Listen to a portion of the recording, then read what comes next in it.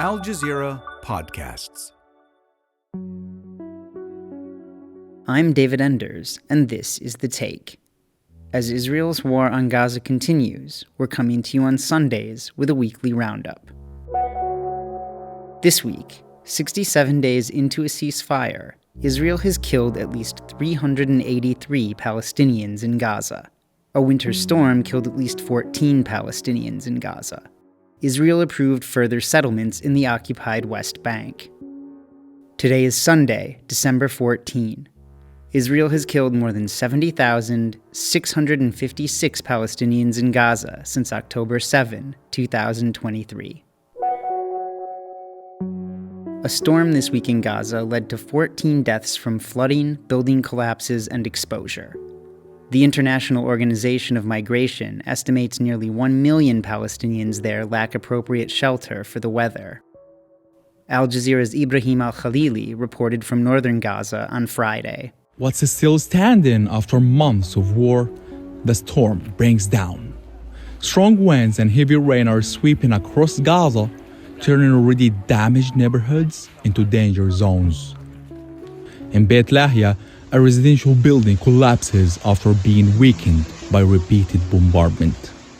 The danger was not limited to concrete structures. Across Gaza, tents and displacement camps were flooded within hours, and submerged food supplies destroyed. Clothes, mattresses, and aid packages washed away. After this storm, we are completely destroyed. It worsened our situation. We have no clothes, no bedding, no food. Even the aid we received, we have lost it. Where should I go? Where is my life going? After this, where am I supposed to sleep? In the street?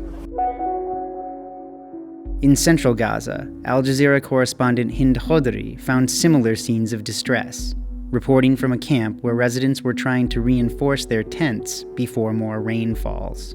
This is how Palestinians are trying to prevent the rain to enter their tents another time. They're leveling up the ground level. Let me talk to Muhammad and ask him what he's doing. Muhammad, إيش قاعدين بتعملوا?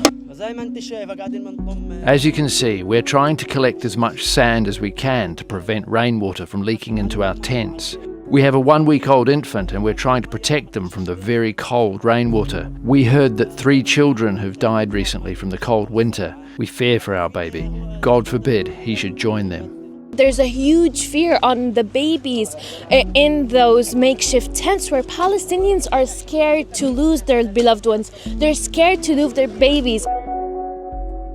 The Red Cross continued to search this week for the body of the final captive that remains in Gaza, a search that is complicated by Israel's ongoing military operations there. Here's Ibrahim al-Khalili again.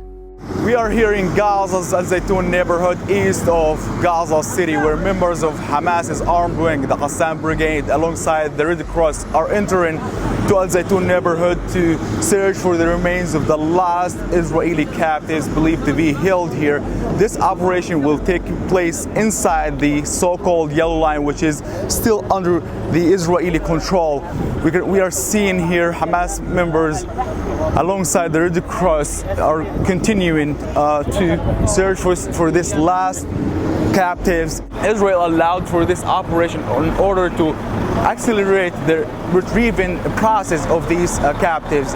The recovery of this last body is a key condition in order to enter the second phase of the ceasefire agreement between Hamas and Israel.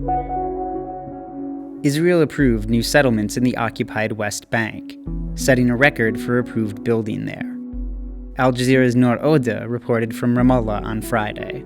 The UN says Israel's expansion of illegal settlements in the occupied West Bank this year has broken a new record, with the government approving the construction of double the number of housing units compared to 2024. Politically and diplomatically, the illegality of all settlements, formal and informal, is a settled issue. The International Court of Justice recently ruled that the entire Israeli occupation, with its policies of land grab, displacement, and colonial expansion, are all illegal and must end. The UN statement coincides with the Israeli government's formalization of 19 so-called outposts as independent settlements, the third such wave this year. The measure grants the more violent settlers who set up these isolated outposts access to additional government funds and infrastructure. These seemingly bureaucratic decisions occur in the context of Israeli settlers carrying out illegal acts with impunity.